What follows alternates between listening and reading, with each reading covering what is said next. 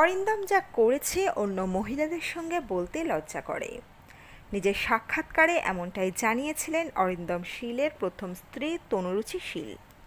কি জানিয়েছিলেন সেই সাক্ষাৎকারে?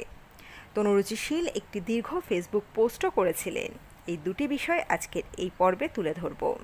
বন্ধুরা, এই ভিডিওটি শুরু করবার আগে একটি গুরুত্বপূর্ণ কথা অবশ্যই বলে রাখতে চাই। এই প্রতিবেদনে যে তথ্য আজকে তুলে ধরা হবে সেই তথ্যটি সম্পূর্ণ তনুরুচি শীলের সাক্ষাৎকার এবং তার ফেসবুক পোস্ট থেকে নেওয়া। এখানের প্রতিটি বক্তব্য বক্তার সম্পূর্ণ নিজস্ব মতামত। তো বন্ধুরা, চ্যানেলে নতুন থাকলে চ্যানেলটি সাবস্ক্রাইব করে পাশে থাকতে পারেন। চলুন বিস্তারিত পর্বে যাওয়া যাক। পরিচালক অরিন্দম শীলের বিরুদ্ধে সর্বপ্রথম অভিযোগ এনেছিলেন অভিনেত্রী রূপাঞ্জনা মিত্র। তারপরই অরিন্দমের বিরুদ্ধে সোশ্যাল মিডিয়ায় মুখ খোলেন তার প্রাক্তন স্ত্রী তনুরুচি শীল।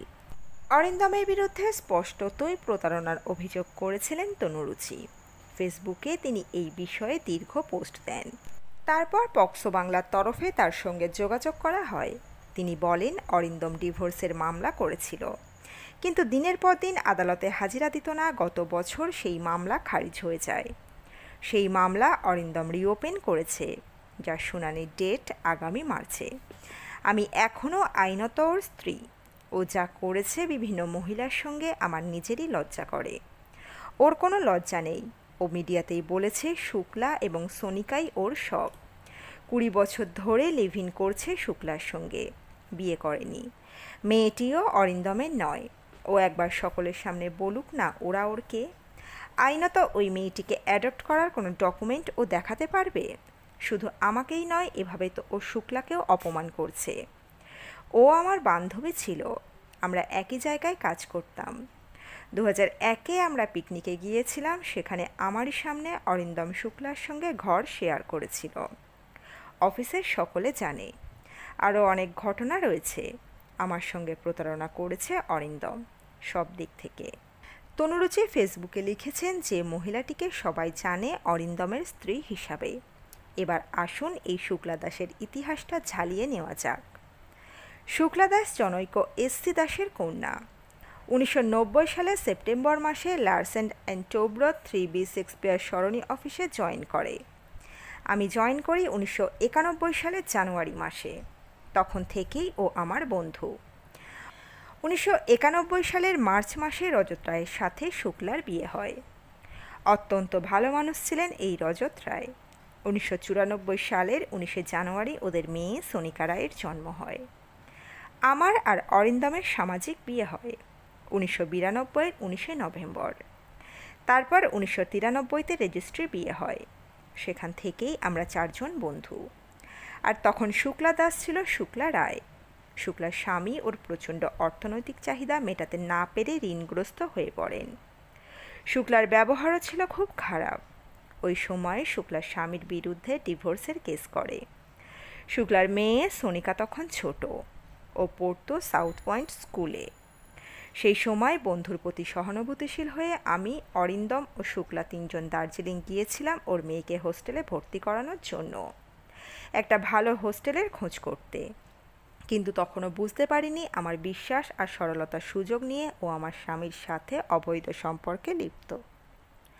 একাধিক লোকের সাথে ওর সম্পর্ক থাকলেও মেয়ে সমেত ওকে কেউ বিয়ে করতে চায়নি।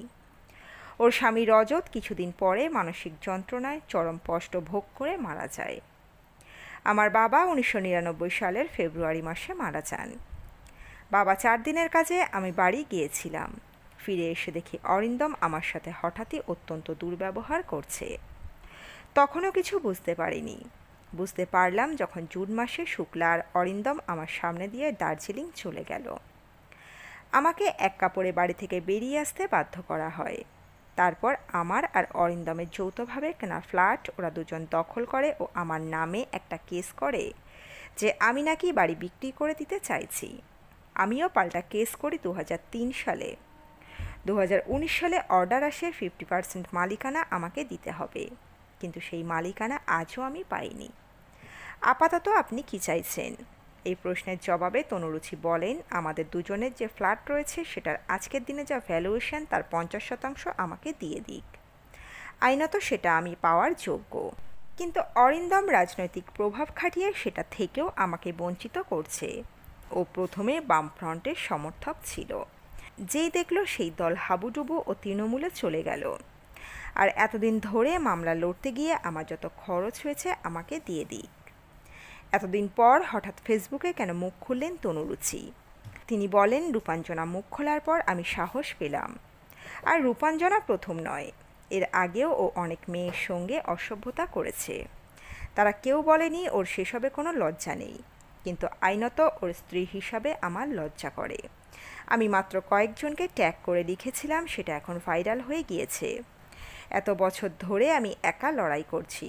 আমি কিন্তু অরিন্দমের সম্মানহানি করিনি, ওকে তো ভালোবেসে বিয়ে করেছিলাম, তাই ওর অমর্যাদা চাইনি। কিন্তু সেটা ও অ্যাডভান্টেজ ভেবে নিল, সেটা তো ঠিক নয়। আর বিষয়টা তো এখন সকলেই জানেন। তাহলে অরিন্দম আমার প্রাপ্য দিয়ে মিটিয়ে দিচ্ছে না কেন?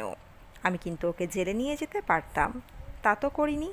এখন দেখছি সেটা করলেই ভালো হতো। তনুরুচি নিজেই অভিযোগের মাঝে রাজনৈতিক প্রসঙ্গের অবতারণা করেছেন। রূপাঞ্জনা নিজে একটি রাজনৈতিক দলের সক্রিয় সদস্য। তার অভিযোগ প্রকাশ্যে আসার পরও এর মধ্যে রাজনৈতিক অভিসন্ধির সম্ভাবনার কথা বলেছিলেন অনেকে। তনুরুচির অভিযোগের পরেও সে প্রসঙ্গ উঠেছে কোনো কোনো মহলে।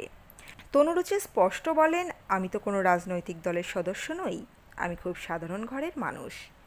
মায়ের সঙ্গে থাকি, আমার সঙ্গে যা যা ঘটনা ঘটেছে তা অফিসের সকলে জানেন, আমার পরিবার পাড়ার লোকও জানে। সুতরাং আমার কি রাজনৈতিক স্বার্থ থাকতে পারে? আপনারাই বলুন। আপনারা আপনাদের মতামত জানাবেন কমেন্ট বক্সে। এ তো গেল অভিনেতার স্ত্রীর অভিযোগ, কিন্তু এবার কি এমন কাণ্ড ঘটালেন অরিন্দম শীল যার জন্য তাকে সাসপেন্ড করল টলিউডের পরিচালক গিল্ড? আরজি করে নারকীয় কাণ্ডে সরগরম গোটা বাংলা। এরই মধ্যে রবিবার রাত বাড়তেই টলিউডের অন্দরে ঝড় উঠল। কাঠগড়ায় পরিচালক অরিন্দম শীল তার বিরুদ্ধেই টলিপাড়ার এক পরিচিত অভিনেত্রী এনেছেন যৌন হেনস্থার অভিযোগ। সেই অভিযোগের ভিত্তিতেই শনিবার মহিলা কমিশনে ডাক পড়ে অরিন্দম ও সেই নায়িকার। কমিশনের সদস্যদের উপস্থিতিতে দীর্ঘক্ষণ এই ঘটনা নিয়ে আলোচনা হয়। পরিশেষে চিঠি লিখে নায়িকার কাছে ক্ষমা চান পরিচালক। আর এই গোটা ঘটনা সামনে আসতেই অরিন্দমকে সাসপেন্ড করেছে টলিউডের পরিচালক গিল্ডস। শুধু কি তাই, সিনেপাড়ার বেশ কয়েকজন অভিনেত্রীও অরিন্দমকে নিয়ে সামাজিক মাধ্যমে করছেন বিস্ফোরক সব মন্তব্য। তিলোত্তমার জন্য ন্যায় চেয়ে মিছিলে হাঁটা অরিন্দমকে নিয়ে শুরু হয়েছে কটাক্ষ। এত বড় অভিযোগ, এর মধ্যে সাসপেনশন। কি প্রতিক্রিয়া খোদ পরিচালকের! TV9 বাংলায় মুখ খুললেন অরিন্দম শীল। অরিন্দমের কথায়, ডিরেক্টরসদের সংস্থা আমার সঙ্গে কোনো কথা বলেনি, একবারও আমার থেকে জানতে চায়নি ঠিক কী হয়েছে। ওরা কোনো একটা লিখিত কাগজের ওপর ভিত্তি করে এই পদক্ষেপ করেছে। ঘটনাটি তাহলে বলি। এই মে মাসেই আমার আগামী ছবির শুটিং হচ্ছিল। দৃশ্যটি ছিল নায়ক বসে থাকবেন আর নায়িকা তার কোলে বসে তাকে কাছে টেনে চুমু খাবেন। স্ক্রিপ্টে লিপলক লেখা থাকলেও যেহেতু অভিনেতা তাতে স্বচ্ছন্দ ছিলেন না, আমি পরিষ্কার জানিয়ে দিই, লিপলকের দরকার নেই। আমি আমার দুজন শিল্পীকে শট বোঝাচ্ছিলাম, ওরাই বলল শটটা দেখিয়ে দাও। সাধারণত আমি আমার প্রত্যেক শিল্পীকেই শট ও কম্পোজিশন অভিনয় করে দেখিয়ে দিই। সেই মতো সেই অভিনেত্রীকে বললাম কোলে বসার জন্য। এটাও বলি, ভিতর দিকে বসিস না, হাঁটুর উপর বসবি। তুই মুখটা ভিতরে ঢুকিয়ে রাখবি যেন ওর ক্লোজ হচ্ছিস। এই দৃশ্যটাই যখন দেখাতে গিয়েছি তখন আমার মুখটা ওর গালে ছুঁয়ে যায়। সেটা নিয়েই বলা হচ্ছে আমি নাকি চুমু খেয়েছি। এখানেই না থেমে পরিচালক আরও যোগ করেন, এরপর একটা গানের দৃশ্য হয় প্রায় 3-4 ঘন্টা। সেটা শ্যুট হয়ে যাওয়ার পর আমি মনিটর টেবিলে বসেছিলাম। অভিনেত্রী আমার কাছে এসে বলল, আরে তোমার অ্যাক্টর তো আমার কাছে চুমু খেতে গিয়েছিল, হাসতে হাসতেই বলছিল। এরপর শট হয়েছে, আমার পাশে এসে বসেছে, বলেছে আমার খুব নার্ভাস লাগছে। আমি ওকে ভরসা দিলাম যে তোকে ভালো করতেই হবে। জিজ্ঞাসা করতে পারেন আমার ডিওপিকে, উনিও ছিলেন। এই গোটা ঘটনার মধ্যে কিছু অস্বাভাবিক লাগেনি তার। দিন দুয়েক আগে তাকেও অরিন্দমকে ডেকে পাঠায় কমিশন। কী কথা হয় সেখানে। অরিন্দম আরও বলেন, সেই অভিনেত্রী ও আমাকে যখন মহিলা কমিশনে ডাকা হয় আমি পরিষ্কার জানাই যা হয়েছে তা অনিচ্ছাকৃত। তবে ওর যদি খারাপ লাগে আমি ক্ষমা চাইছি, কারো কোনো মহিলাকে অপমান করার উদ্দেশ্য আমার নেই। আমাকে কমিশনের তরফে লিখিত দিতে বলা হয়, আমি রাজি হই। তবে কমিশনের তরফে লীনা গঙ্গোপাধ্যায় আমায় বলেন অনিচ্ছাকৃত এই শব্দটি লেখা যাবে না, কারণ মেয়েটির খারাপ লেগেছে। আমি তাতেও রাজি হই, এই গোটা ঘটনার সাক্ষীও আছে। আমার কস্টিউম সহকারী, আমার ক্যামেরা পার্সন ও প্রযোজনা সংস্থার তরফে একজন ছিলেন সেখানে। এরপরেই খানিক বিহ্বল শোনায় অরিন্দমের গলা।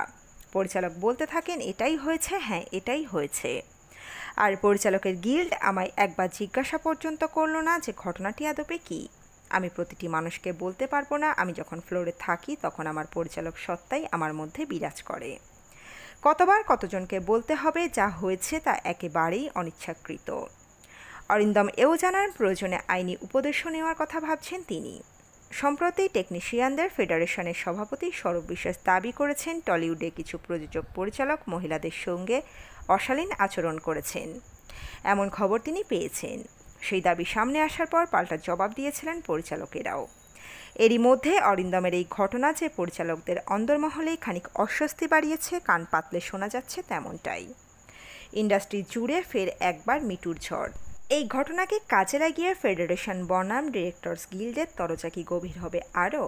উঠছে প্রশ্ন। এই বিতর্কের জল কতদূর গড়ায় এখন শুধু সেটাই দেখার। তো বন্ধুরা, এই আপডেটে ছিল এতটুকুই। দ্রুত ফিরে আসছি এরকমই নতুন কোনো আপডেট নিয়ে। অজানা গল্প চ্যানেলের সঙ্গে থাকার জন্য সকল দর্শক বন্ধুকে অসংখ্য ধন্যবাদ। দেখতে থাকুন, চোখ রাখুন অজানা গল্প চ্যানেলে।